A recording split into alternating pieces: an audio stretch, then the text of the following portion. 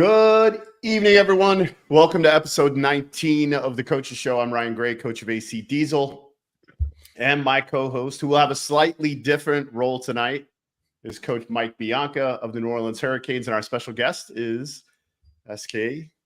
So Coach Kevin Bredthauer of San Diego Dynasty. Tonight, we'll quickly discuss the Las Vegas NXL, the event kind of in its entirety. We'll talk a little bit about some surprises we saw out of the pro division, and then we will jump right into the pro final match. We will dissect that together. So first, guys, let's briefly talk about the Summit. So we did the Summit Award Show. The Major League Paintball had the Summit Award Show on Sunday night. What do we think? I thought it was absolutely incredible. I mean, to stand there and be there and look around and to see that venue and all the people there, it was absolutely incredible. There was an energy there that I haven't felt in a long, long time. And it was really great to be, participating in something like that and to see that. It was very cool. Yeah. SK. Yeah, I agree with Mike. I mean, this was the first time I've ever invited like non-paintball friends to something. So like 5 of my friends and then my little sister came too. So I'm glad that it was like really good because that just worked out great. So yeah, it was pretty good when I walked in, and I got there pretty early. When I walked in, there were already a couple of hundred people there, and I got there at like 15 after 7. Yeah. Okay. I got there pretty early, and then by 7:30, man, that place was packed, right? Yeah. Tom and several people walked by a couple times from Major League Paintball. I was like, "Hey, congratulations, you guys didn't mess this up." It's really good, right? So it was exciting too to see all the award winners. I had no idea there were going to be so many iconic awards. There were a couple that kind of surprised me. Not necessarily that the person who won it won, but that there was an award for it. It was a big one.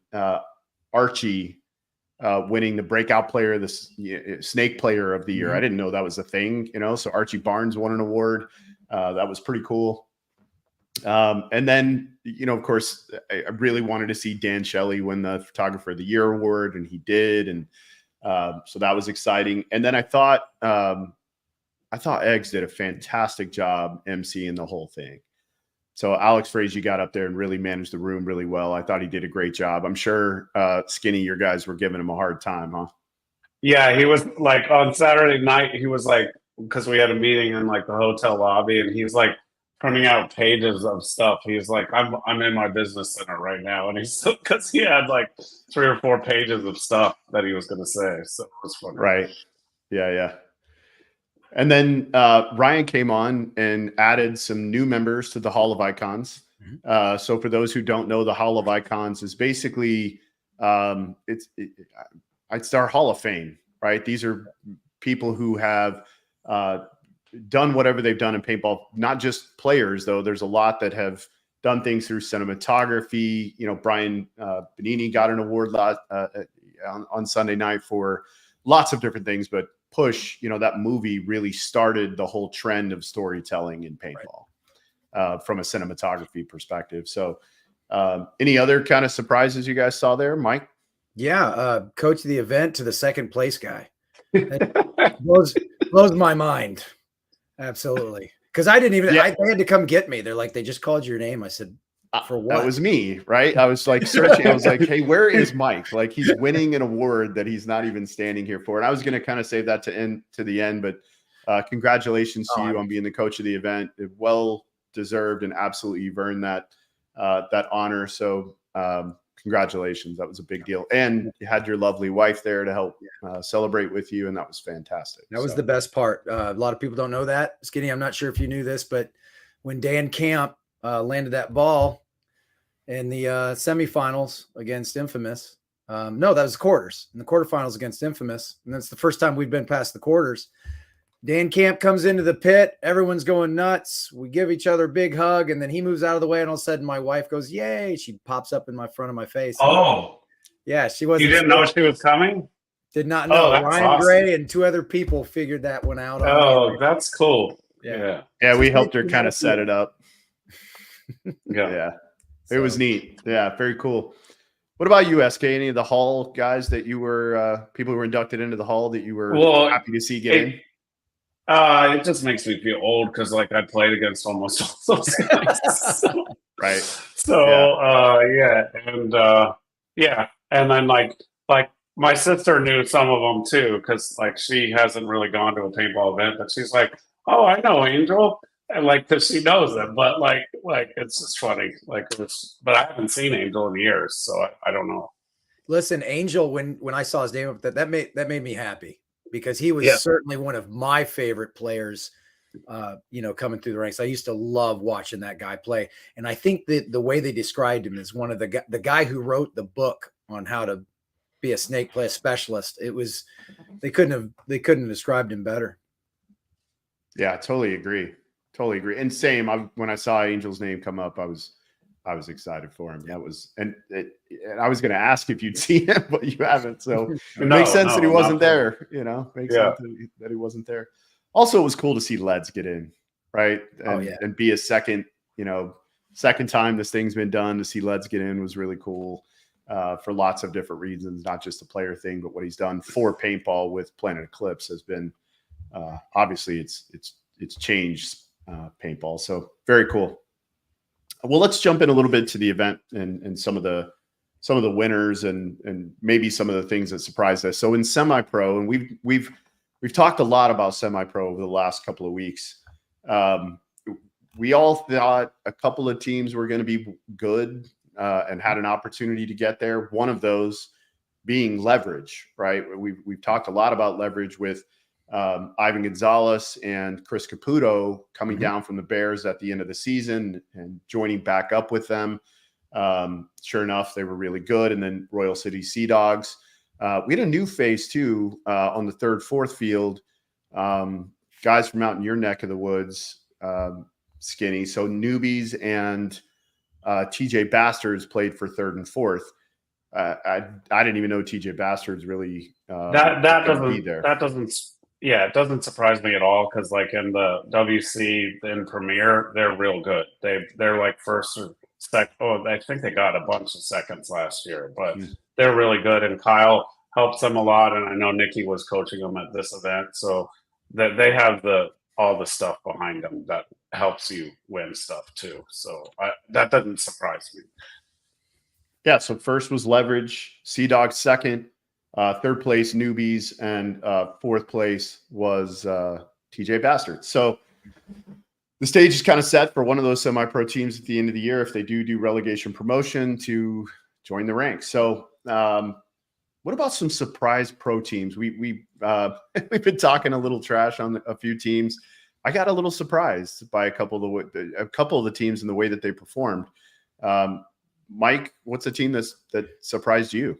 Well, the first team that surprised me and not for a good thing was Damage.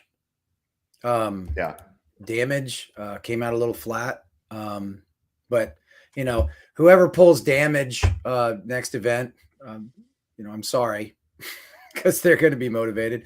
And obviously Ryan Diesel surprised me in this one as well. On the opposite spectrum of things, I think the Brooklyn Bears in Aftermath surprised a lot of people. I've got to throw a congratulations to Blast Camp and Paintball Fit.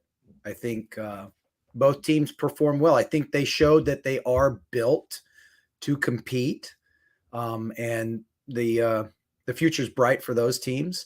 I called Baltimore Revo, so that there's no surprise there. But the other two other teams that surprised me in an odd way was Extreme and Aftershock. So these are things that I think. And ML Kings. I guess I'm just going to rattle off all of them.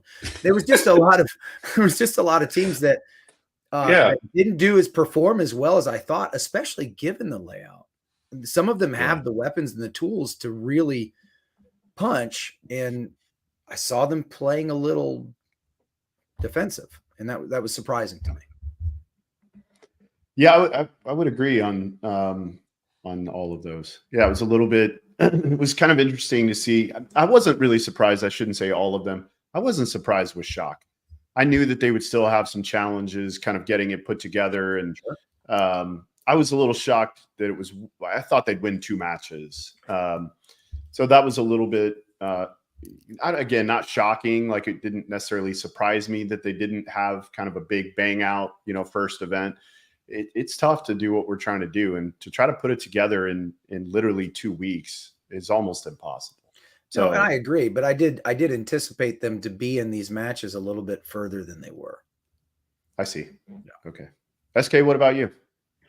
Yeah, I mean, I kind of feel like an asshole because I was like, I didn't know anybody's name on the Bears, and I thought they played awesome. Like, and I still don't really know all their names, but they played. I really liked watching them play. Like, I felt even in the matches they lost, they were in control of a lot of those. And like, yeah, that match against Aftermath was good. Aftermath did not surprise me because I know how much they practice, and they're local, and all of them ask me questions constantly. So it's just like a team that I enjoyed seeing do well just because of how hard they practice and how much effort they put in. So that for me, that's nice. Yeah, and they were my dark horse, right? So yeah. So I mean, some of the other ones don't really surprise me. Like, as far as like Aftershock, I just think that's a lot of guys, and they hadn't played in a long time, and just there's new everything. So. Yeah, PV Fit was good too. I mean, they lost all the 3 matches they lost. They all was by 1 on all of them. Correct? I think that's what it was. 1 or 2. They were all grinders. Yeah. They were right in there. So I mean, that's nice to see. And then Austin Notorious, like, literally could have made it like to Sunday, and that was very surprising to me as well. PB Fit lost all their matches by 1. Yeah. And you're right, Notorious was in every match. Yeah. So. Yeah, I think their Ironman match was really, really close. Like, I think that was the last one, wasn't it? Correct. No, I'm sorry. I thought the Hurricanes were their last. Yeah, you're right. It was. Yeah. They could have been at 3-0. So I was like, wow. Yeah, same. I was a little surprised at, it's always interesting too when we get a weird layout. Right. And I know this is conjecture and discussion we've had a lot, is what does it look like when we have a traditional layout? It seems like this more seasoned, kind of older teams have a tendency to do really well. And then we get kind of a chaotic layout, and some of those sort of less experienced teams do well. Right. I don't necessarily think that had anything to do with what happened here. We'll see. Right. We'll see, but we also can't say that it was the layout. Maybe teams prepare a little bit differently. Maybe they clean things up. Maybe certain players step up and play a little better. But we'll see going into the next. It gives us a lot of good stuff to talk about. One big thing that we've been saying kind of over and over and over again for the last several weeks is we have been talking about the need and want for parity, right? And we finally got some parity. So we have 2 brand new teams in the top 4. So Hurricanes and Aftermath are brand new to the top 4, right? So that's really exciting. And then you've got a pretty good mixture of different teams all the way down to 12, 13, right? So really, it's exciting to see from a fan perspective that we finally have what appears to be 20 legitimate teams in the Pro League.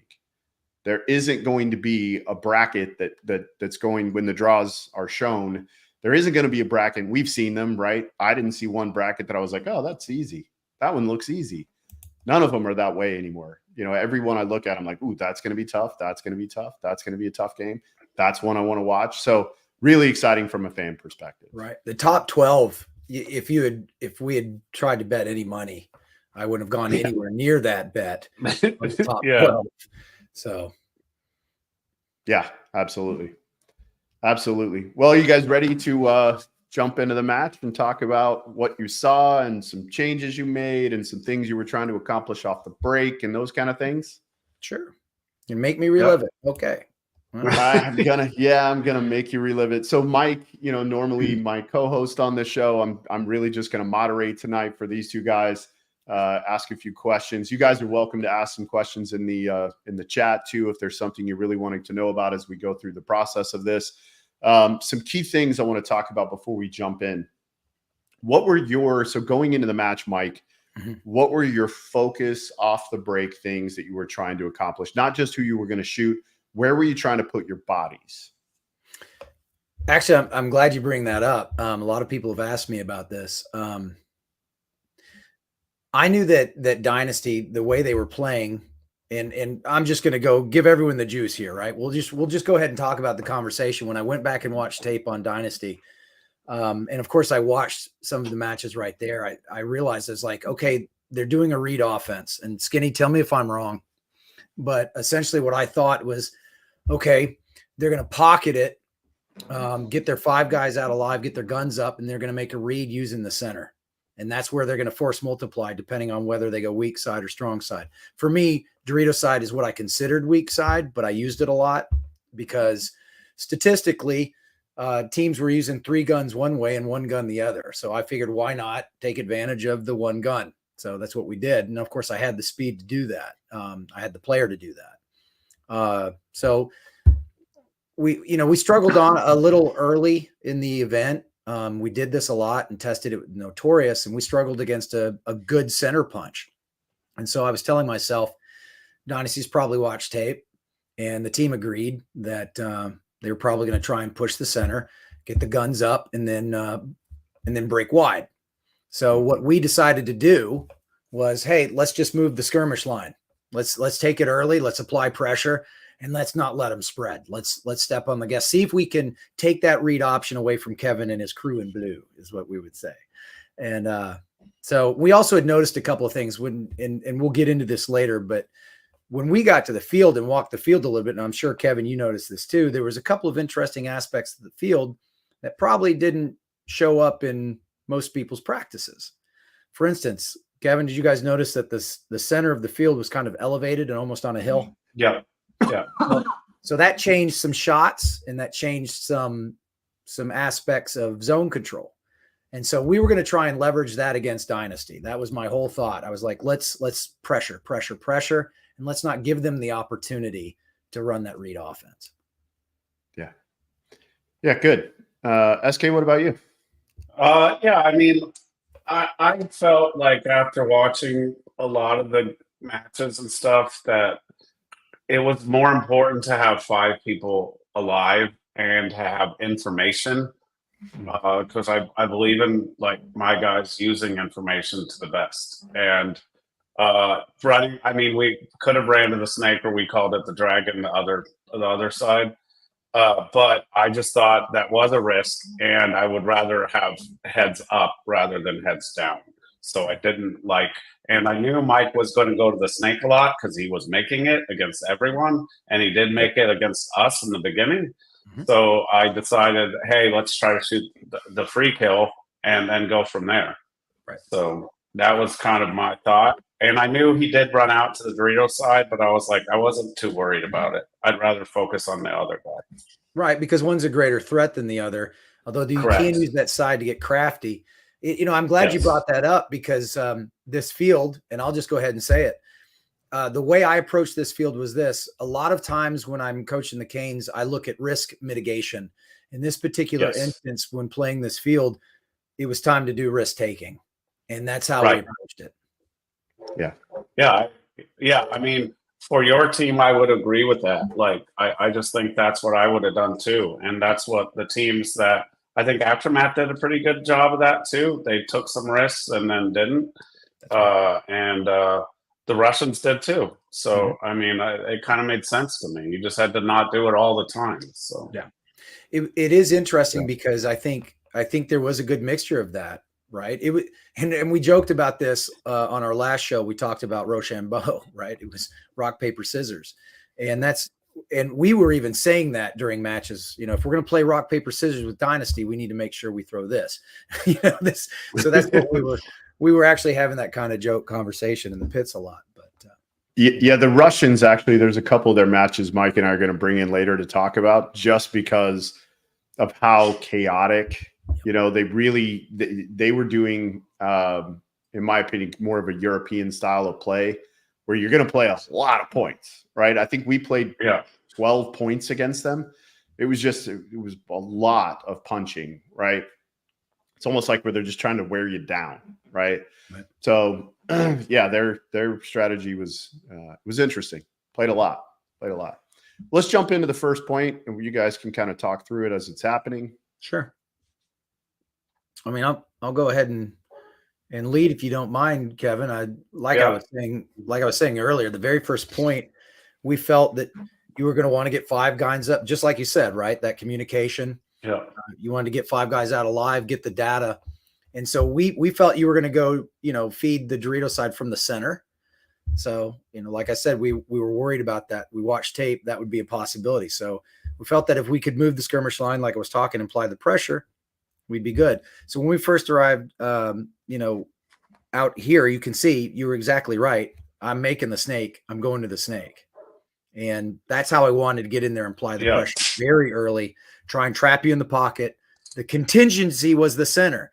We knew if you used it, you were going to try and feed it from the tower or take the wedge and as Overwatch on my snake. And so that's where the read comes from Drew Bell here. So we knew if we made the snake live, you were going to feed. If we missed our shot on the center, you were going to feed him in there to try and set a trap. And so we figured he'd have his back to us. It was a bonus when we got your guy getting wide. Of course, that was arching. Yeah. And then we let Marcelo fill it. But long story short. Well, no, you didn't, though. You shot Ryan, too. Right, we did. We let Marcelo the third guy, A great zone control, and then we drop it. Of course, at that point, the damage had been done at this point. But Drew Bell makes a great read on it, does what he needs to do. The rest of the guys finish off. And I remember looking at the clock going, that was a fast point. And the clock was certainly on my mind with these first 3 points. So, I think on the break, we won the break, and then we closed out well. We didn't get silly. Luckily your team did what we thought you were going to do, and our execution paid off. It was the risk that paid off. Yeah. So going now into point 2. Your Dynasty guys, they come back in, SK, and what's the conversation? It was just basically, we lost Archie on the break, and that spot wasn't, I did think that side, like that red side, that snake side was lower, and I felt it was easier to get shot on than the side that the Hurricanes played, the blue side. So I was like, this sucks, but I was like, it's okay. And it's 1 point, and literally we lost every first point all weekend except for against Blast Camp. We lost every single first point. So it's kind of like standard protocol for us. So I don't get too worried, and the point wasn't super slow, so I was like, it didn't matter to me. Yeah. So. Obviously we want to win it, but I was like, at least we got it over fast. Somebody in the chat asked about the injuries, and that was another concern of mine going into this match, right? I was running the horses, and I knew my horses had been running a lot, and so that was a concern. Right. And, Nick Ripple's injured, but Seawright stepped up, played out of his mind, and it was great. But, eventually we'll get to that, but someone had asked that. Yeah. Yes, we had some injuries. So yeah, I was concerned too, just because this was the first X-ball match, and I knew I was playing about 7 guys basically, and so some of the guys aren't aren't Ironmen out there. Well, I'm glad you're having some of the same problems I was, but at the same time, so I tried to kind of load manage my guys, like Alex I was worried about, and then I kind of switched Danny and Artie off a lot because they had the harder jobs, like effort wise, and then Yosh would fill in too when Alex sat basically, and I would push Marcelo out to do that. So. Yeah, so going into point 2, what's the plan here? Well, I'll tell you what we decided. We decided to just stay on the gas. I figured Dynasty thought maybe that first point, hey, we got to get out alive. Don't force it so quick. So we figured they'd be a little bit more patient. So I thought, well, if they're going to be a little bit more patient about those fills, well, let's move the skirmish line again. Let's apply the pressure and make them shoot us, because that's what we were thinking. We're thinking, okay, they forced their way out into guns. They're not going to make that mistake again, but let's make them make the mistake again. And that's where we came from. We was like, if they're not shooting us on the break, then let's apply the pressure. And that's where our thought process was. Sure. Yeah. And I know we're moving on to point two. I don't want to overshadow too what Drew Bell did in that point to kind of make sure no one else was going to be able to fill, like him going around the left side of that box and wrapping into Arturo and immediately shooting that bounce shot. That was huge, right? Like Arturo he could do nothing. So we're going into the second point now. SK, what's your thoughts?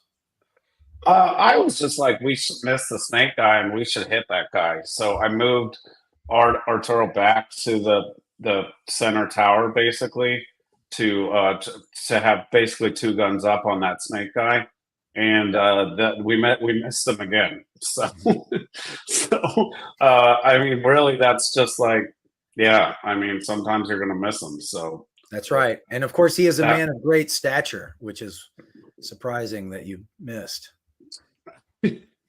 So yeah, I mean, yeah. So Yosh and Archie. Excuse me.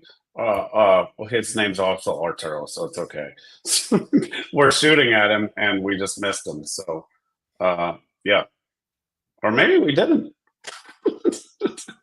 So, yeah, maybe we didn't. Maybe we didn't. Ref ran in there because ref ran in there. So, yeah. So, yeah, I mean. Again, kind of in a situation where Hurricanes doing what the Hurricanes do very well, right? Shoot a couple guys off the break, get into spots. Now what? And then stranglehold, right? Apply the pressure, let them tap themselves out. And now Dynasty does a good job. They know where they've got to be in the spots in order to, because that's something that we had talked about a lot, and you saw it in the infamous match. If you go down two bodies, if it's a 5-on-3, it's not panic mode yet, because you can turn this field, and there are certain spots you can zone this field up from and burn a lot of clock if you're smart about it. You've got Overwatch and set things up. But Skinny was quick with the towel there, which upset me a lot, because I was like, Dad, nabbit. Because once again, I'm looking at the clock going, that's 2 fast points. Right. So I was getting was having a little concern over that, because clock management, those of you aspiring coaches out there, clock management is something that you better learn, you better understand, because it can become either your best friend or your worst enemy, and it'll cause you to collapse if you're not paying attention. So. Okay, so right before point 3, right, and again, SK, like sometimes when I ask you these questions, like I know you've been in these situations over and over and over again. Your guys have been in these situations, so I know there's no freak out, right? But what's the discussion? No. I mean, we lost bodies like for no real good reason. Like the first point, we lost Archie. That happens. The second point, we lost a couple of people for no really good reason. So that, in a way, it makes me feel good, because it's like, oh, well, we made mistakes. It was not like play mistakes. So it wasn't like, oh, we just can't do it. And it wasn't like we weren't overwhelmed at any point. It's just we lost bodies in the middle, just gunfights. So I was like, I'm still not worried at all. So at this point, even though we're down 2, but there's so much, like Mike said, there's so much time left. That's the whole reason you blow clocks early. Like if you just sit there and wait on it, you're hurting yourself. Right. You'll need those valuable seconds later. Yes. 100%. And that comes into play here. Not this point, but the next. But I do remember for this one, having the conversation, we figure that, okay, you're going to use that center and you're going to try and make a read for the weak side. That a gut, I guess, I think, based off the notes. And I think Stuart Ridge, I think we decided to put Stuart's gun up the gut.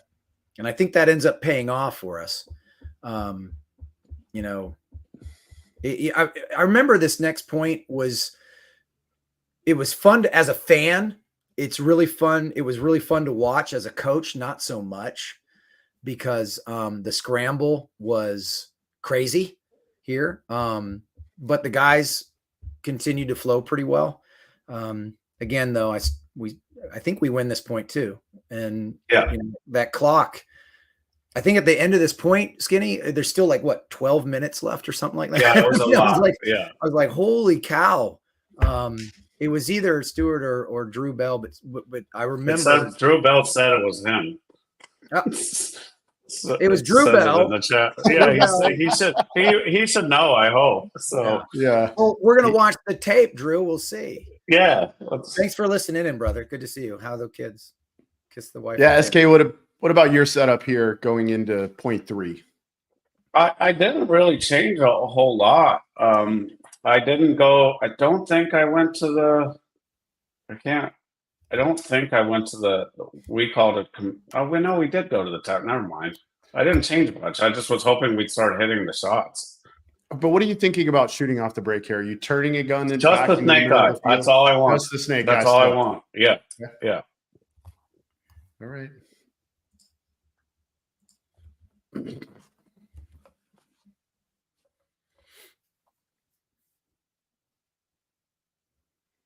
Love this. Is this Daniel or Arturo going up the center? That's Arturo. Yeah. Drew Bell, it does look like it was you. Are you topside? No, that is Stuart Ridgel. Unless you wrapped. Yeah. Unless you wrapped. Yeah, I don't know.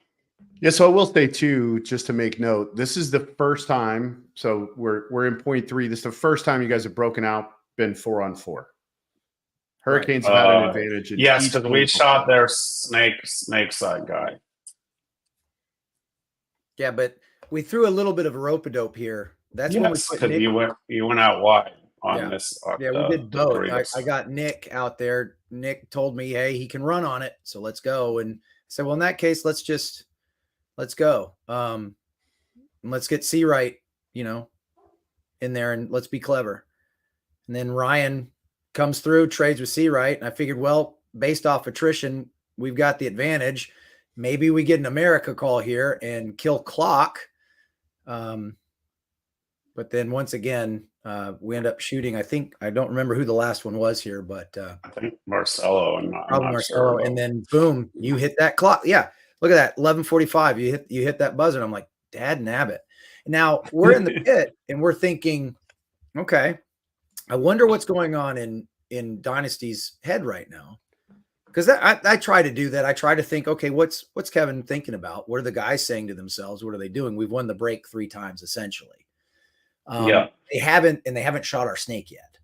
So now I know what champions do, and I've watched Dynasty enough to know that you guys weren't rattled at all.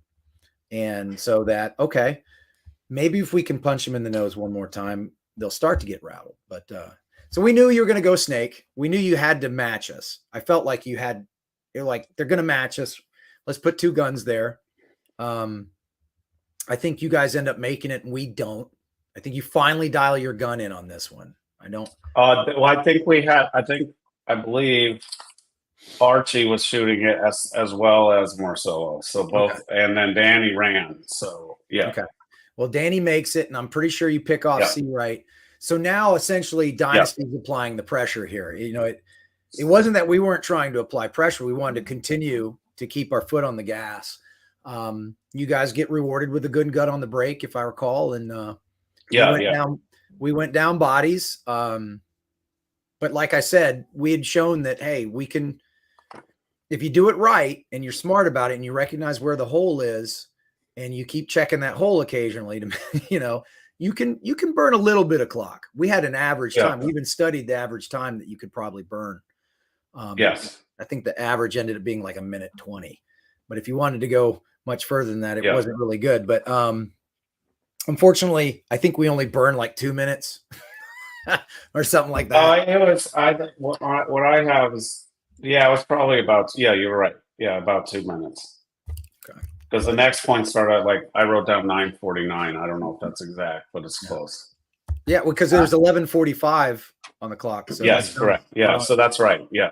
And for my friend here, everybody, it was Drew Bell who shot Arturo on that third point. So good shot, Drew. We had moved it. We had moved the gun, and we had talked about putting paint up the center. So he really is emphatic that it was him. So yes, I'm it's probably him. Yeah, I'm gonna say it's him. So I would also note, like, Aftermath did do a good job a couple of times crossing up out of the two mini wins and holding some really long points, and in fact absorbing a ton of pressure and battling out of it and winning some points. They did it against, I think, the Russians, and like it was pretty impressive to watch. Two guys kind of on each edge, and these guys were just, I mean, they're kind of just living, right? They'd wait for the guy to cross the gap and then they'd shoot him. But Aftermath did a really good job of being able to hold it down. Yeah. So they were one of the more successful zoning teams. Absolutely, 100%. Skinny Timothy wants to know: is it true that Skinny broke Mike Paxton's arm for questioning his play calling? Absolutely. Yeah. I think it's his shoulder though, but not his arm. But yes, that's true. Yeah, we'll continue to keep that rumor going. Sure. Right. Yeah. Obviously, Skinny did that. Obviously. All right, let's jump into this one. I'm almost positive, since now that you've shot my snake runner, we decided. Yeah, this is the second time though. Yeah. No, yeah, because that's the second time now in a row we shot the wide snake guy. Yeah. So then I started feeling better about ourselves again. Yeah. So. And there's that quick secondary. So now you're force multiplying it. You got the first kill, I believe, on this one. Yeah, we shot whoever the guy. Yeah, I don't know who it was, but the guy, the big Dorito right behind the snake. Snake Dorito. Yeah. Yeah. Mm-hmm. That would be Jacob Seawright. He had just gone there. So this would have been his fourth time in a row. And again, if he's going to take it, and of course now, look, you're just applying pressure. You're basically using our game plan against us, right? This is my idea. Well, my thought here was for Archie to get up, or Archie or Ryan to get up, or Danny. Actually, that's Danny, isn't that? I think so. It's Danny. And for him to like draw guns, so Alex and Marcelo would have places to go. Right. So, which we were having a hard time at the whole weekend and getting into that other side. Right. So, well, it's easier to hold. Yeah. From safer bunkers. Yeah. Yeah. There's a bad death by. Yeah. Stuart Ridgel right there. Stuart Ridgel stays there, survives for another 10, 15 seconds. And then I don't know was that Dave Bell? I'm sorry. Drew Bell gets dropped down the center then. Justin Bailey catches Ryan right there on the run through. At that point, I'm looking at the clock saying, okay, it's 3-1. I'm sorry, Bailey, but you're going to have to wear it. Yeah, you're going to wear it. Exactly what I would do. So, yeah.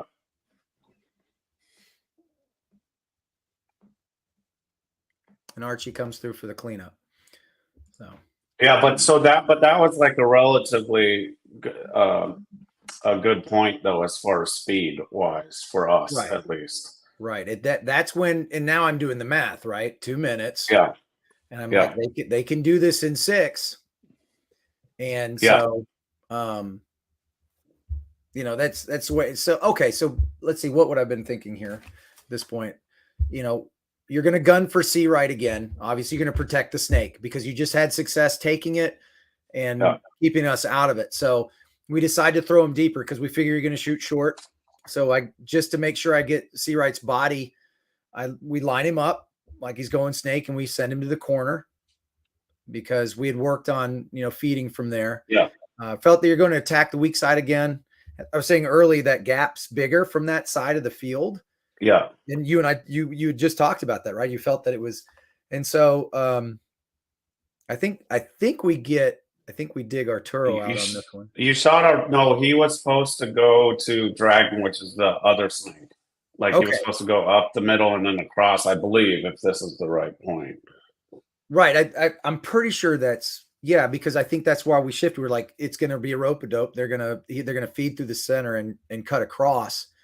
I think, if I remember, I think we lose Stu again early in this one. And I think we end up letting you get to the corner too, the opposite corner, and match us up to do a wrap and trap. But let's play the point and see if I remember this.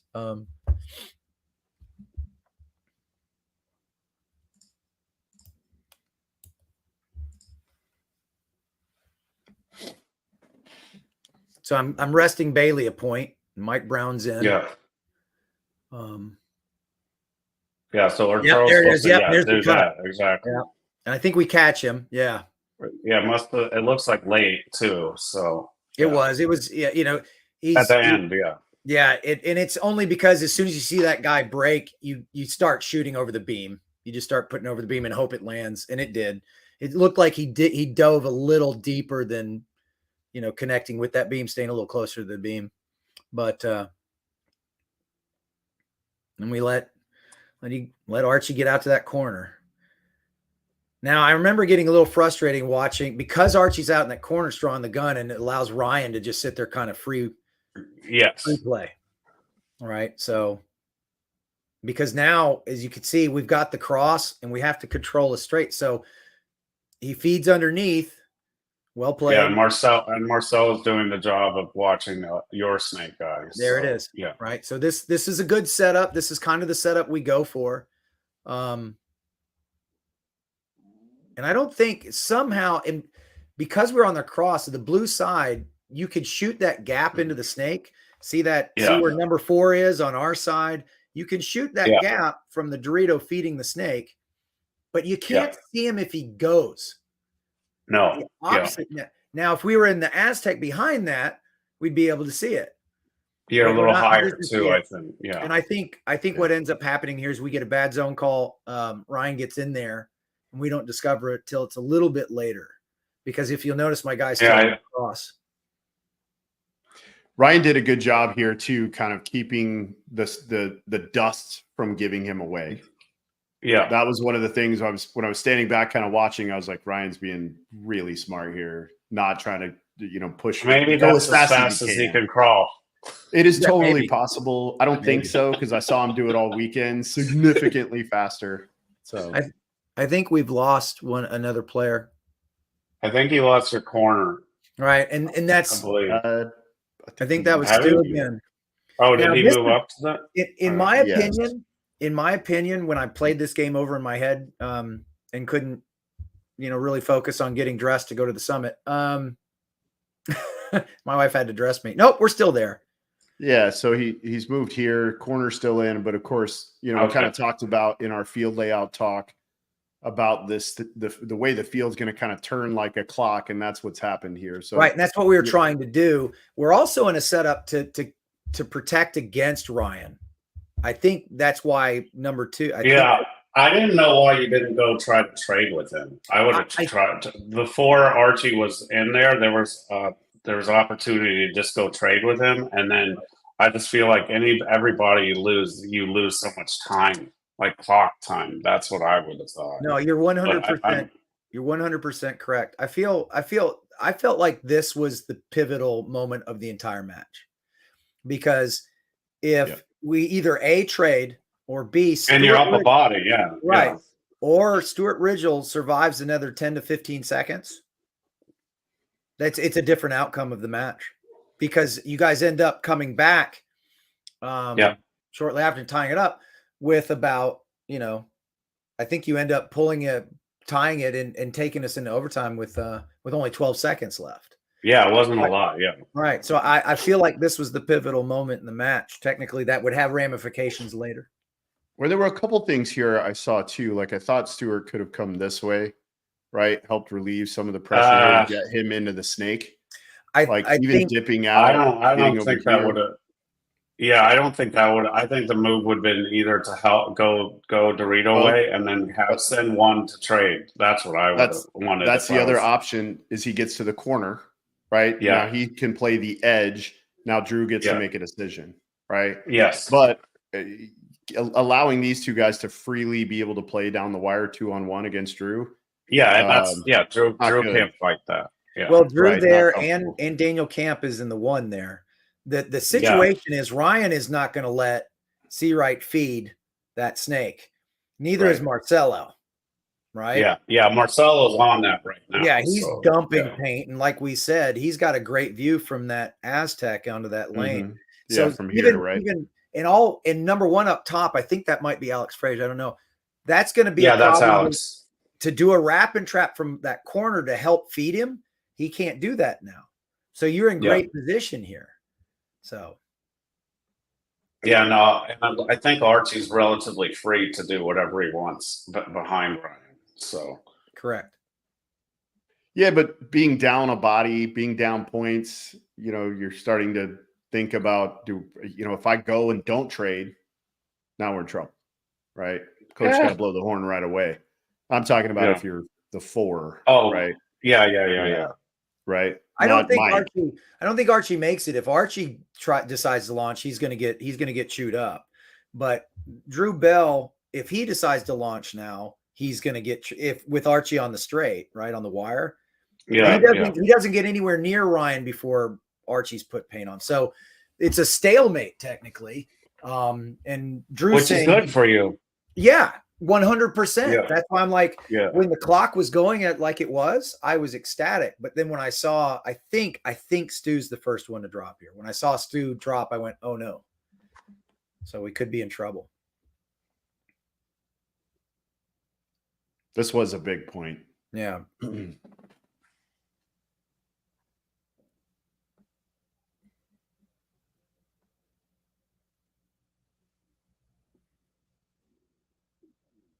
So you can see Daniel's eating the outside of that. Drew's probing a little bit. So him and Archie have now locked eyes, I figure, at that point.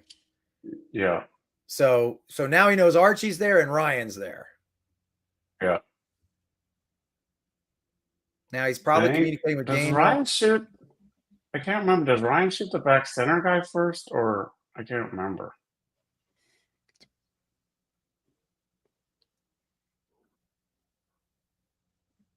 Yeah, it's going to be Stuart Ridgel in the back center. By the way, Drew's saying, I didn't know Ryan was even in the box. He didn't know he was there for a while. There for a while. Just thought Archie was at the brick. Okay. Hey, I appreciate your honesty, Drew. Be quiet for now, please. No, I love you. I think that's great. Then there it is. That's when Stu drops. Now what you've done is you've relieved pressure off yourself there, right? Because that center can be a force multiplier, an Overwatch gun. And so now that's relieved a little pressure off Ryan and Archie. Yeah. So. And then I think does Ryan get both of them? I can't remember.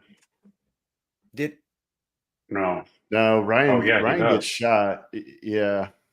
Well, that's how he got both. Now, see, that should be a penalty on Ryan for talking after being dead. They're never going to call that in the finals. Never going to call that. Yeah, not for that. Yeah. And can we admit that we're cool with that? Yeah. Oh, yeah, no, that's fine. We were talking about that. We were laughing about that. We're like, let him play. So. But at first I thought, wait, where's the fifth body? I was like, oh crap, there he is. He's coming down the other side. Yeah. So now it's 3-2 with 5 minutes. I'm actually still feeling very confident. So are the guys. I'm like, 5 minutes. Okay. Let's win this breakout, right? Let's win this breakout. But momentum has changed. The momentum has changed. You win 3 in a row, and now you've given back 2, right? Mm-hmm. So when you're creating this next play, and I was in the pit, so I got to hear it all, but like, what are your thoughts about, like, we're 1 up again off the break, but we lose. What are your thoughts here, Mike? The number one thing I was thinking about, the play call wasn't, I already had the play call in my head. The number one thing I was thinking about was exactly what you're talking about. How do I make sure my guys keep their composure, and let's stay focused. Let's not let the moment get very big, right? Where it's just 5 more guys with paintball guns, right? Yes, they just hung 2 on us. Do we know where we made our mistakes? And that's what I love about my guys, their accountability. They'll come in that net and they'll be like, that's on me, right? And unless we're on a live broadcast and Drew Bell talks about saying he doesn't know the guy was there. But well, Ryan crawled us low. He didn't. Yeah, he did. No dust. Like you said, he didn't kick up any dirt. And we had that conversation about, did we see him enter? It doesn't seem like we knew he entered. So we've got to fix that. We've got to put assets in position. We're going to be on the better side to see it. So it was really now is about, okay, well, we're not changing much. We're stepping on the gas. We're staying on the gas. I am not going to fall back and start playing defensive ball and try and kill a clock when we can kill the clock just as fast by being aggressive. Matter of fact, I feel like you had a better chance of doing that. You get to key spots, they're going to kill themselves trying to. So we went ahead and tried to push again on this one. I mean, you were in the pit, Ryan. What did you hear or see? I'll save that for another time, but this is not my show. It's yours, right? So SK, what are your thoughts? Well, I mean, I didn't change much. I just think I went to that snake Dorito just because we needed time is starting to become a factor, so I needed to get to places faster. Right. So yeah, but I don't believe this one worked out.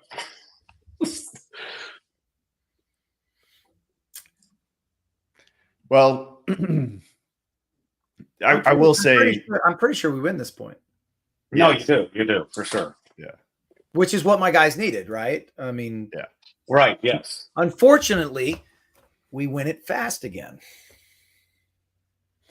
Yeah. So that's what I was going to say is I know what happens in the point because I watched the match earlier, but it's the idea that you've had all the tempo, right? You win the first 3 points, 2 of them pretty quickly and in sort of normal New Orleans Hurricane fashion, and then you lose a point also that you started up a body, right? So you start up a body and then it doesn't work out. I just know guys can get to a place where they're like, man, we did everything right and it just didn't work out, right?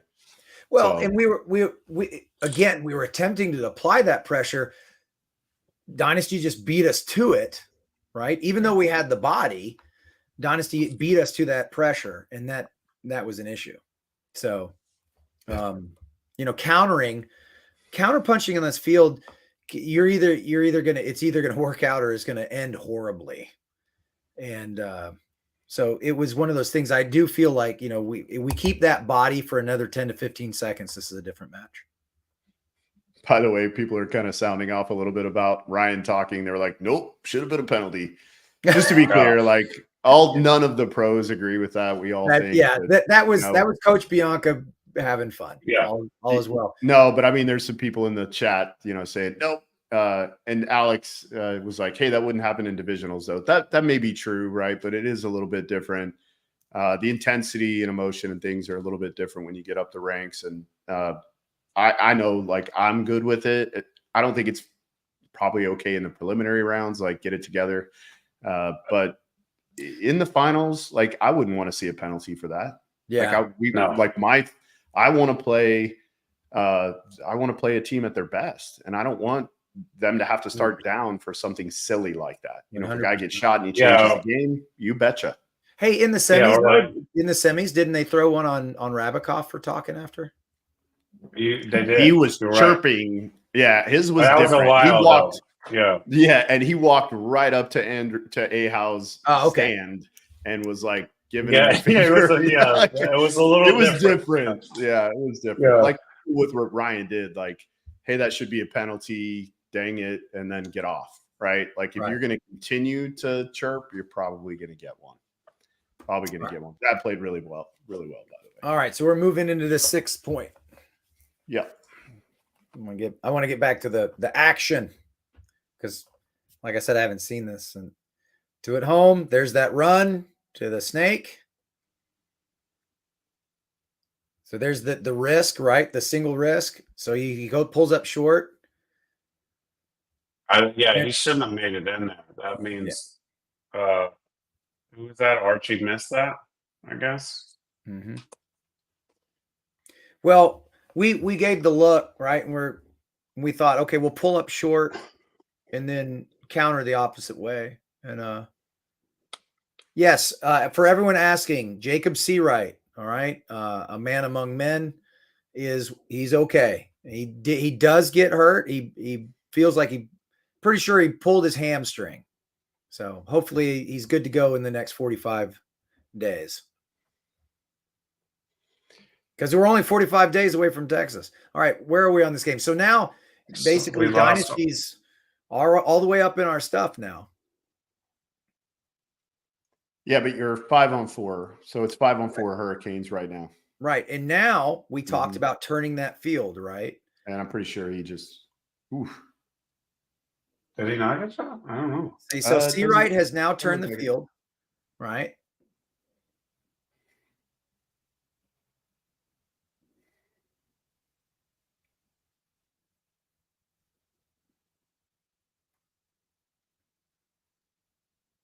So we've done that clock now that you've talked about, right? Oh! Someone told Danny that they were in drag. Yeah. I don't know if that was Alex or somebody, but So he ghost bunkers the guy, gives us another body. You can see that frustration right away. Yeah, well, no, but that's because someone told him. Like, so he's new, so he's like, does the job. Yeah. That's what I mean. Is you can see that, like, oh, that was not the right ball right away. Yeah, so really quick on the horn here too, right? So Skinny, you want to talk about that? I think at that point we had it was 3-on-4, maybe 5. And I think we had lost them. Yeah, maybe it was. Yeah, so we're not going to win, and I need enough time to win 2 points now. So I need to do it faster. I don't really like doing that, but Yeah, I was really upset when you did it, just so you know. Yeah. I don't like. I'm not a Ryan Brand where he pushes it before the point starts. like he does it right after the break sometimes, and I'm not that guy. But yeah. Oh, so I get it, right? If he loses 2 guys he thinks are critical, he's gonna. No, it's his strategy, and it works a lot of the time. It has worked a lot. So. Okay, so now we have a 2-point margin. We have 3 minutes left in the game. SK, what are your thoughts here?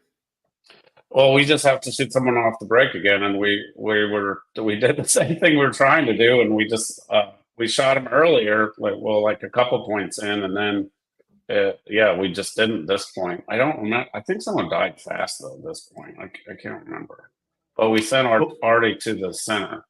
But before the point starts, what are you guys talking about in the pit? Well, it was still 3:09 on the clock, so I'm not too concerned. I mean, it's a little bit tight, but it's not crazy. So, I'm not that worried, honestly. So, I mean, we're down, but it's fine.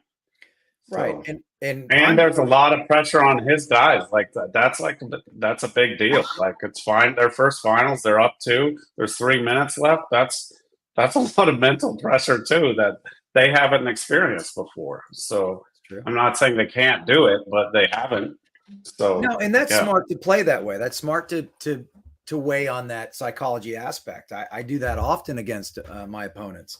And so one of the things that we're sitting here thinking is, I was like, they've only shot us once. And so I'm like, why would we, or I think we're doing. Once to the other one. Yeah. Right. And I was like, I'm doing the math in my head. I'm doing the math in my head, and I'm like, man, we got a 75% chance that we're going to make this. So again, it becomes that risk taking. We're like, let's go. And that was the whole thought process. Let's be first. And because we knew if we could be first, that 3 minutes is going to dwindle really fast. So you know that scale that shows up on the NFL when you pull up ESPN.com and you look at an NFL game, right? Where it's the probability of winning, right? I see that, and Mike's doing that in his head. That's Right, exactly. where that Yeah, thing for is, sure. that For thing's sure. moving up and down, right? It really Yeah. was. I wouldn't say that it was a scale, but it was definitely numbers going. Yep, this is Yeah. what needs to happen. So, and here's I the would've- beauty of it. And I do want to brag on my guys because a lot of this isn't done in a vacuum. I'm sitting here thinking I've got to play in my head already based off what I saw you guys do. So I've got to play in my head. I might talk to my guys and say, hey, I'm thinking of moving this one asset. What do you think? You're out there seeing it. And so my guys are giving me the feedback. So, and as they're doing that, and I want them to feel confident because you're not wrong, Skinny, but I do feel like my guys weathered that very well. I thought my guys are Right. composure. I'm always proud of my guys and their composure in high stress situations like this. Yeah, for sure. And you should be. They handled it well.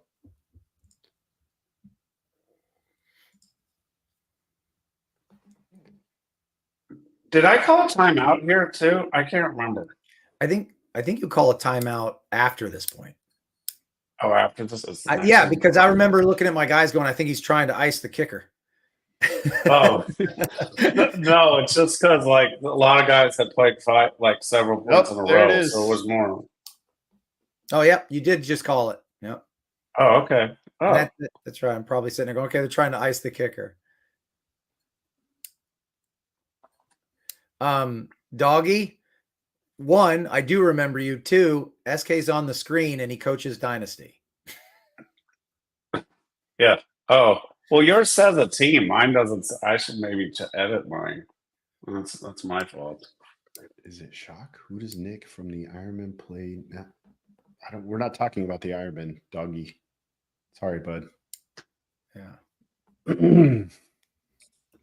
Doggy's a nice young man I met this week, and I believe he's 16 years old. Do you see that, SK? What? Jordan says, Okay. watch out, SK. Canes are coming. Oh, yeah, that's, yeah. SK is not really worried because there's 19 teams coming and that have been trying to be getting to them forever. But yeah, I was about to say since 2020, there's well, actually since much longer, but if you want to talk about the most recent run since 2020, Dynasty has been the team to beat. So I do think right about now is Blake had his baby at this point in the tournament. So Bennett Yarber is now cheering for us, which I think helped. By the way, congratulations to Blake Yarber. That's fantastic. Yeah.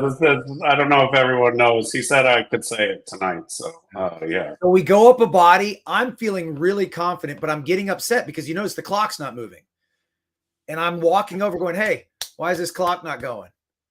And I'm but saying, that's hey, wrong, that though. fixed? It should have been at 3:09, and I don't know what's going on. Because in the pits, you'll see it wasn't working, and up on the screen it wasn't working.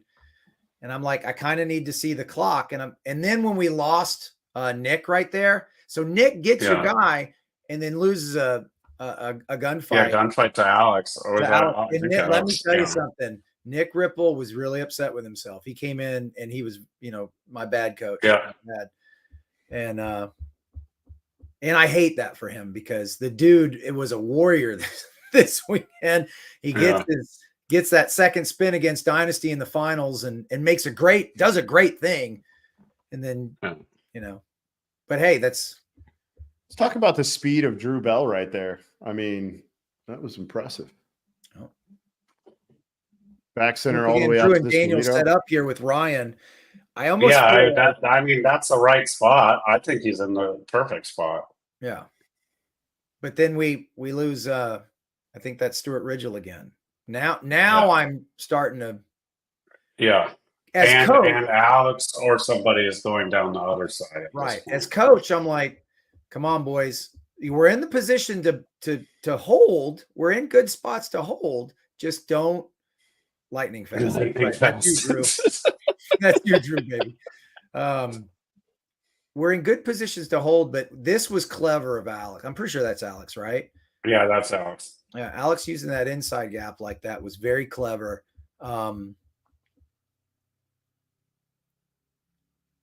Drew gets, but then see, that's the thing. So Drew gets the center, but then Yeah. it's caught by Ryan. Right then I went, ooh. Yeah. You know, I almost feel like maybe Drew just launches right there. Right? Yeah, and I think he would have traded with Ryan for sure. Or For I mean, sure. it would have been really close. Yeah, it would have been real close. And then that center player now has to find the body, right? Yeah. Or has to blow through. And those two just cross up. And now they're in the meat grinder. And it might save us another 5 to 10 seconds. Who knows? But there, now you're seeing that, okay, there's a minute left. There's that momentum shift. We're like, they got to come to us. Well, let's meet them. And maybe that was the wrong call. You know, maybe that was the wrong call. But we're not coming off the gas. We're like, no, let's meet them. There's a minute left. Let's meet them. I just felt like this is one of those fields. There it is. That's right. When he shot the center, his loader stopped. Remember, I think I told you that, Ryan. It stopped feeding when he wrapped. So No, you just told me he was scared. Don't lie. Don't lie. I don't think he was scared. I don't think that at all. That's right. That's absolutely right. Yeah. He said, I said, why didn't Drew go? Like as soon as he put the middle in, why didn't he go? And he was like, I don't know. He was scared. He was afraid. He saw Ryan Greenspan up there and he didn't want to go up there and trade with him. Drew Bell, I told him that you told me about your hopper. So see, it is what it is. Drew, who's known you longer, buddy? Who are you gonna believe? Yeah. Yeah, so this is where in the match you can you can feel things change, right? And I'm not talking about just like watching kind of everybody around, even hearing the sidelines, things are beginning to change. Even the crowd went quiet. Correct. The crowd things are quiet. Everybody's starting to feel the tense, like intensity and how tense the situation is. It was at this point that I kind of looked at John Rathman was standing next to me, and I was like, "Yeah, I don't know if this is good or not." Like, I don't know. Well, and this is what I was talking about earlier. But it is good. It is good. Yeah, it's good. Exciting. It's exciting. Very good. Absolutely right. Absolutely right. We're not looking past the drag, but this is where I wanted that 10 to 15 seconds from an earlier point back. I'm like, just 10 to 15 seconds. And it's a different match. And the New Orleans Hurricanes finally win an event, which I'm not sure I'd have been able to handle anyway at this point. What I mean by that is, we had checked off 2 goals for this event. Had we won that, checking off all 3 goals at this event would have been absolutely incredible. And of course, Dynasty was like, no, we're not going to let you have it yet. So, well, at some point, Mike, it's going to happen for you. Oh, I know. My guys, so proud of my guys. They're incredible guys. They're incredible human beings. And I know that it will come. Right. Yeah. All right. Let's jump back in. So have we made changes here going into this point? I didn't change much on this one. I think did Archie go to this? I think Archie went to this. If I have this written down right, I think Archie went to the snake on this one, and then Artie went to the center tower, and then we had basically 3 guns up, and then I didn't send Alex any. I don't think he went anywhere, but he was supposed to go into the other snake fast. I mean, obviously it's a minute left. So, and we're thinking, okay, you have a minute left. You're not going to want to get too many guns up, so let's get wide. And that was our, the thought process. He can't get guns up. He's got to take ground. This is where I think you made a mistake, Mike, because I thought that snake corner was the most dangerous spot to make it on that side.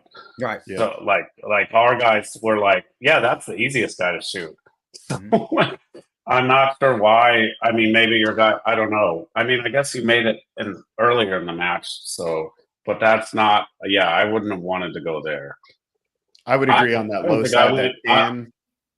That can was I don't think I went there.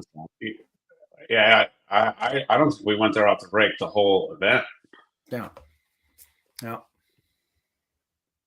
Interesting. Okay.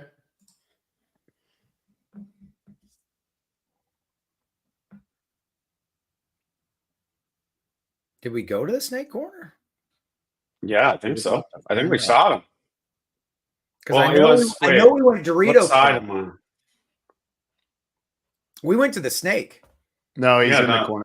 It's in the He went corner. to the corner. Yeah, we saw him now. Yeah, Yeah, he went to the corner. You could see it move. yeah. So then, yeah. I mean, he's up there. Look how fast. Back that up. Look how fast. That's Danny, right? Look how that's fast Danny Archie. got. Is that Yeah, Archie? that's Archie. How fast Archie Mhm. got in there. Just incredible. Yeah, he's real good at the paintball. He's real good.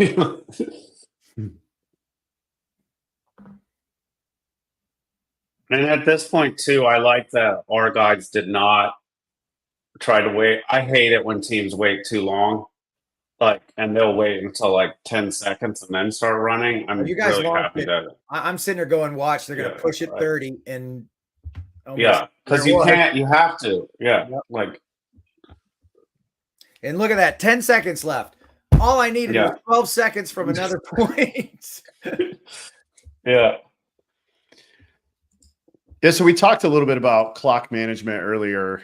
I mean, this is the proof. But I think this is player clock management though, because they all know what the time is, but it's not about just knowing. It's about acting on it. Well, they waited. You know, the Archie went in fast, and then the rest of them kind of waited a little minute to figure out where everybody was before they did stuff, and then they reacted on top of that. So I think that's I'm talking really about from your horn blows earlier, from the concessions you made earlier. You've given your guys an opportunity to do exactly what you gave them space, where it doesn't have to be this full-on chaotic rush down the field with no information and get blown to pieces by two guys that you couldn't get the call about where they were on your way up, right? Yeah. So by leaving yourself enough space, you guys have now time to play that 1 minute point and leave 10 seconds on the clock. Thank you, Jordan. Maybe someday soon. Thank you, Casual Call. I appreciate it. So nice people in the chat this evening. So yeah, where are my people at? Where are my people? They probably left after Skinny threw that first shot out at the beginning of the show. We'll just we'll skip the old 10-seconder. Yeah, that one. Yeah, that was just don't get it right. A lot of people want to probably know why we decide to play that. Skinny, if you want, I'll describe it. I basically I know you would do the same thing I did. I put my other guys out so the other guys had rest. That's right. I want to rest did. them, and I want to get a little extra time so that I can really have a good understanding consensus of what we're going to do in that overtime point. Yeah. Yeah, like I gave Alex a break on that one, and I forget who else, but yeah. Yeah, you're basically wanting to just throw some guys out who are probably not going to play the next point. No, correct. And then I think so Danny, Yosh, Harry, and they all played.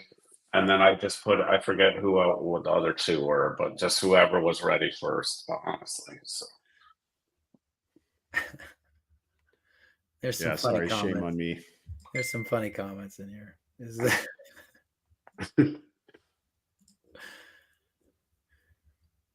Using some there's certainly legends on the screen, but it's not anyway. So some funny people. Yeah, sorry about the little skips when I'm trying to fast forward through this. It is just dragging everything down. Okay. So I apologize about that. All right, the final point coming up. Here we go. Get to relive it all over again. Where did you go? I can't remember where you went, Mike. I didn't write that one down because it didn't matter. Honestly, this was the one, since it was the overtime point, and Ryan's already kind of told you how I use my book. This one I don't remember. Yeah. I don't remember. I just remember the base buzzer and looking around my pit because I wanted to see my guys, right? I wanted to see my guys, and I wanted to understand. Okay, what did I touch on that? Where did touch I on well, hang on. Touch on the emotional stuff for a second, because I think it's important when there's only a handful of teams playing right now who've been in the space and on that stage where you're talking about, like, give the listeners and viewers an idea, but what are those emotions like? What are you guys dealing with in there? Like, and you as a coach, and then what are you seeing on your players' faces? Well, yeah, you guys know that I try to follow the Stoic philosophy. And if you're not that familiar with it, read Meditations by Marcus Aurelius. All right, there's your homework. So we basically, from an emotional perspective, you are how you respond, right? I don't want the emotion to rule me, and I don't want the emotion to rule all my guys. Because the first thing I thought about when Dynasty won that point was I thought about, how do I make my guys better from this? Right? How do we grow from this? Right? And I had said earlier that, adversity makes us stronger.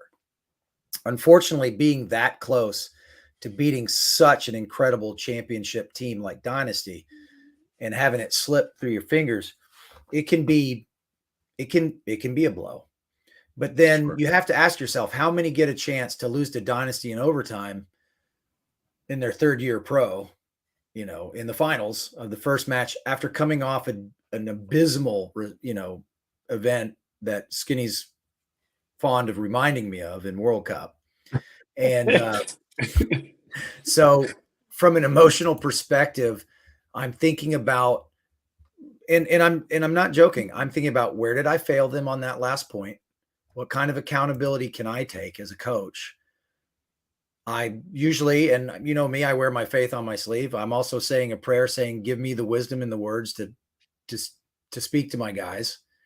And, and that's just kind of where I'm at. I want my guys to understand that too many people, there's all this talk about, second place is, first place loser and all that stuff. And I'm like, okay, if you want to have that perception or that personality, that approach to things, fine.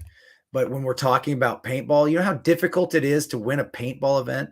Oh my God. How difficult it is to do the thing that we're doing. Sorry. And do you know how difficult it is to do against a team like Dynasty? And do you know how difficult it is to do with a team like the Hurricanes on a shoestring budget? But we have some of the most incredible sponsors. We have some of the most incredible fans. We have some of the most incredible people, right? Our pit crew's family, everything about it it's just like, hey, this was fun, right? Yeah. This was fun. And we've got, what I loved about my guys though, did you see how after we lost, how many of them went out and walked the field to figure out what they could have done better? That's, to my opinion, that's championship behavior. Not just hitting the buzzer like SK and his boys did, but turning around and going back out on the field and say, what could I have done better? To me, my guys showed a lot of grit, and I couldn't be more proud of them. But yeah, I don't know if that answered your question or not. But, yeah, of course. And I would direct it back at USK, but I already know what was going on in your pit. Nothing. Well, normal business as usual. It's just another day. Just business as usual.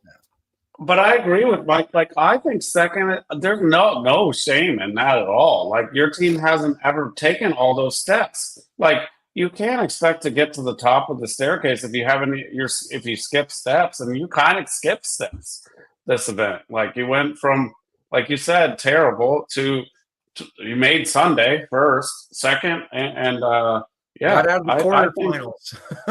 Yeah, you beat Damage. Like I don't know. I think I mean, yes, it might not have been your third check mark or whatever you called it, but I think it gives all your guys confidence and it gives them drive. It has driven. Sometimes I worry about my guys' drive because like what else are they going to do? Right. What else do you have to prove? Like, right? Exactly. Like, right. So it sounds stupid, but it's a problem. Well, we'll just tell them to take care of their hips. Yeah.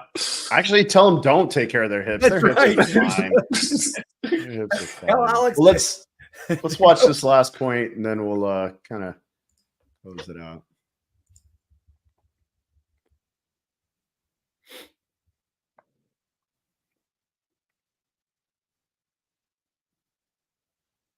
This is a great run. He using that pin to block out the center. Yeah, so I think because Drew was shooting at him, he went wider to make it safer. When I saw Daniel make the opposite snake, I was like, okay, we're in a good spot. You know, Yeah. we're off to a good start. So Yeah, and C Wright, the number one down there, he you don't know literally is turning around at one point, holding on to his hamstring. he is writhing in pain right now. On the break, as he went in, he pulled his hamstring. And that was heartbreaking to see. Because I do feel C Wright's 100% here, you know, woulda, coulda, shoulda, right? But there's a reason that happened. And so now C Wright's going to go work on that, make sure he's healthy, right? And stretch better. And we'll go from there. But the comms from my guys were outstanding here. And when C Wright let Drew know that, hey, I'm kind of a paperweight now, Drew Bell steps up and tries to make things happen.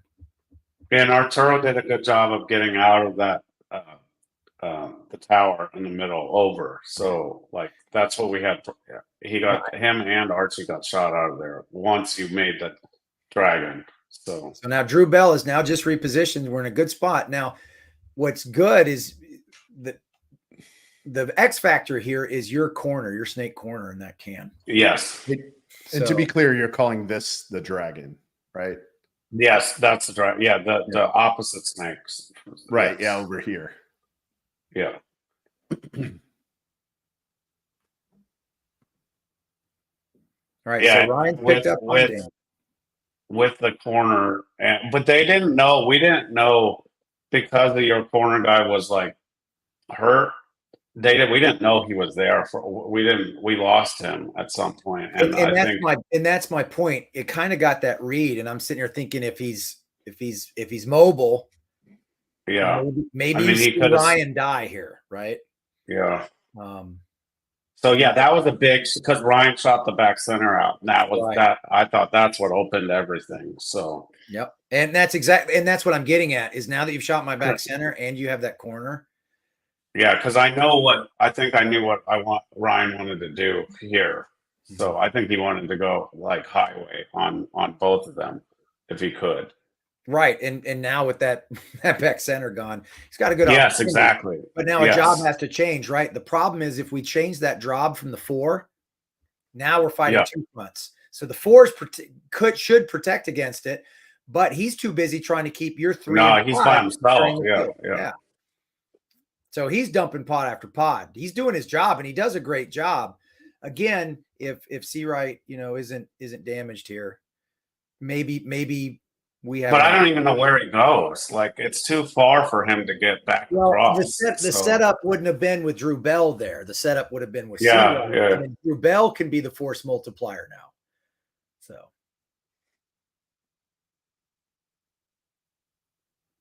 Yeah, so I'm not sure Ryan knew Drew was there, and then we certainly didn't know.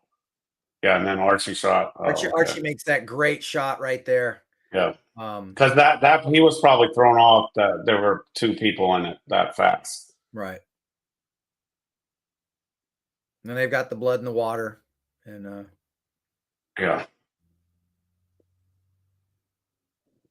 And then all the memes started. What? I didn't see any memes. I'm just kidding. Mike likes to read the comments, Oh, okay. Yeah. I like to get an understanding of the fan base. So yeah. Well, you didn't have your biggest fan. You know that. That's right. That was a big deal. Nope. For the records, everyone later. That's the Daniel Camp's son, Colin, and he's wonderful. Like he dressed up was that Chicago? No, it was World 3 Cup. days. It was 3 days in a row. He was like, it was fantastic. Had the wings and everything. Yeah, everything. Yeah. Okay, this sounds like green room conversation that probably everybody doesn't want to hear. Right. But nonetheless, so you guys come out of the finals. SK, we'll kind of start with you. What's your, any speech or anything you gave to the guys after? No, not really. I mean, I don't yeah, that kind of stuff, I don't need to say much. The guys say that themselves most of the time, and like, I mean, everyone was really happy for Danny because like Danny made a big decision to break up Level, and yeah, and so it made him look. And what was really cool was some of the like Pando and a couple other Level guys were in our pit afterwards. So, and it was really cool to see, like, even though they're not teammates anymore, they're still like really good friends, and that was really cool to me. Yeah. Mike, how about you? Yeah, that was a tough one at that point. The guys coming off, the air's been sucked out of your lungs, right? And to be that close against a giant, David and Goliath, and you just truly believe you're David, right? And the guys believed. And what I loved about my guys is, we all recognize the fact that, hey, remember this moment. It's a powerful moment, and it was a great moment. No matter how anyone else looks at it, the Canes will always have that moment knowing that, hey, we stood toe to toe with Dynasty and they beat us by 1 in overtime. And that's saying something, right? And you got to sit there and go, okay, it's time back to the. And the best part about it, Stuart Ridgel made an excellent comment. He said, think about that one push-up you didn't do. Think about that one time you stayed in bed just a minute longer. Think about those types of things. What could you have done differently to maybe make that change, that outcome different? So let's go back. Let's work harder. Let's come back stronger. And that's just how the Canes have always been. We're like, okay, lesson learned. There's another lesson. And we understand that there's going to be 30,000 lessons that we have to learn. And, but I wanted the guys to hold their chins high and smile and recognize and enjoy that moment with their family and their fans. And, the Dragon's a hard thing to beat, right? And we're getting there. Yeah, for sure. I don't think it surprised anyone that you guys made it to the finals. Nobody that I talked to was like, yeah, I mean, that's everybody was excited, of course, but I don't think anyone was shocked that it was the Hurricanes. You guys have other than World Cup last year, taken big steps, been incredibly competitive. I think it was more everybody was just waiting for the when, right? Like it wasn't if you could, it was just when was it going to happen? And I think a lot of people were ready for it to maybe happen, but Dynasty is they're really hard to beat. They're really hard to beat anytime, and they're really, really hard to beat in the very last game of any tournament. That's right. They're aptly named. They're aptly named. SK's done you do a fantastic job. You got a great roster there, and it was fun speaking to all the Dynasty guys. Were incredibly kind and gracious at the summit. It was fun talking to them. Greatly appreciate and Blake Yarber hit me up. It was Oh, did it? Oh, cool. Yeah, he did, and it was really kind of all of them. And I'm proud of my guys. I'll keep saying that it's all about my guys, right? And they're you were talking about the checklist, SK. So our big thing was when we punched our way into Sunday. I remember thinking, and I told him, I said, we're not doing this again. We're not going to the quarterfinals and doing this again. We've been to the quarterfinals 4 times last year, and we couldn't pull it off. We're not doing this again.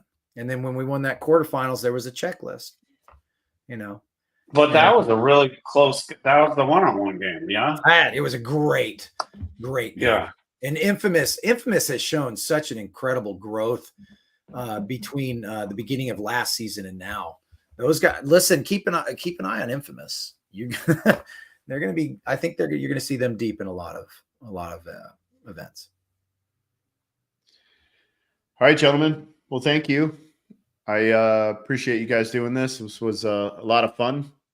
Really quick before we go, if you or your team are looking for any custom paintball apparel, please check out Max Sportswear at maxsportswear.com. They have graciously stepped up and sponsored the show, and we're blessed. We had several great conversations with potential new sponsors at the summit this week. So, man, Vegas was awesome. It was awesome. Venue was great. The hills were a little weird, but The venue was fantastic. I keep having to mute and cough because of the dust is still in my face. Yeah, still got dust all in here. So trying to get that out. But nonetheless, thank you guys to Dynasty Hurricanes for a fantastic finals match. The cool part about watching that earlier, I wanted to be able to pick out a few mistakes to be able to bring up tonight while we were showing the things. The reality was there weren't very many mistakes. There were guys who potentially got shot out of spots without fully understanding maybe where they could be in the spot. You know, Ryan shooting out Stewart out of the back center. Really the only mistakes I saw were more about space, like which space in this can I be in and still be okay, and then maybe get a little lazy with it. Other than that, both your groups played a pretty masterful game.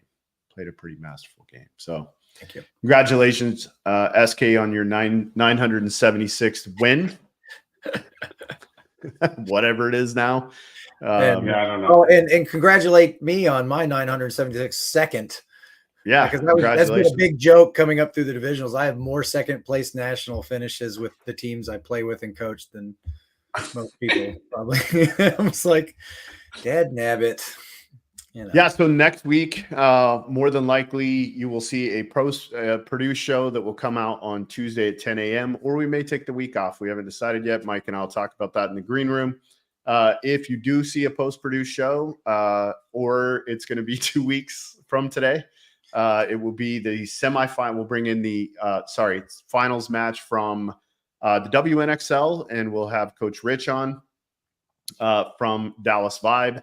And then we will have the semi-pro match. We'll break that down, and that'll just be Mike and I, because I didn't see a coach for either one of them, which is interesting. Nonetheless, thank you guys so much. Be responsible. You guys got anything? SK?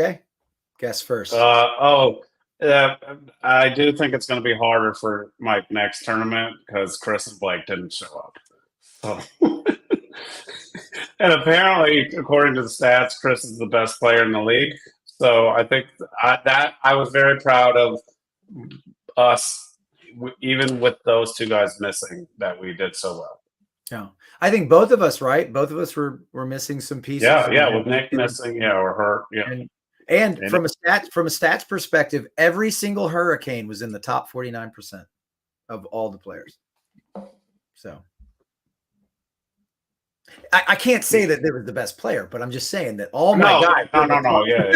They're in the top percentage. So well, at one point, Alex Trozen had showed me the stats for this event, and Alex was number one. So I was like, okay, because, but I don't know. That was I don't know when that was. So yeah, I like it seeing Al. As long as it's not Marcelo or Ryan, I'm fine. Any of our other guys, it's great. Roger that. Mike, you got anything in closing? Yeah, I just want to say thank you to our pit crew. They were absolutely outstanding. Thank you to all my guys for giving 150%. And just thanks to all the fans out there for your support. It was really great meeting a lot of you. And I've really enjoyed shaking a lot of your hands and everything. And SK, thank you for a great finals match. And thank you, Ryan, for, being there to handle my my defeat. And then I do want to say one last thing. Thank you to my beautiful and lovely wife Jennifer for surprising me. It was the best part of the event. Yeah, I didn't know that. That's cool. Oh, I did forget. I'm supposed to say we won because Junior coached practice, because I didn't go to the layout practice. So he just wanted me to say that, and I'm sure Vic helped a lot too. So, right. And Drew Bell shot the center guy from the back. Yeah, 100% shot Artie. Yes. That's right. All right, guys. Thank you so much. Be responsible. Hey, I will close with that. At one point, right before the finals, there were like 5 or 6 guys standing around the Hurricane pit with beer bottles, and then 2 guys standing behind the pit, smoking flower cannabis. That is not okay. That's not responsible. Meanwhile, Tom Cole's walking around with the UFC trying to still help us move forward. be like aware of your surroundings for the love of God. And the guys who are smoking cannabis behind the pit, none of the pro players want to smell that right before they play. So maybe go to the tree that was like right behind where the pro pit was and do those things. So be responsible. See you guys next week. Maybe 2 weeks.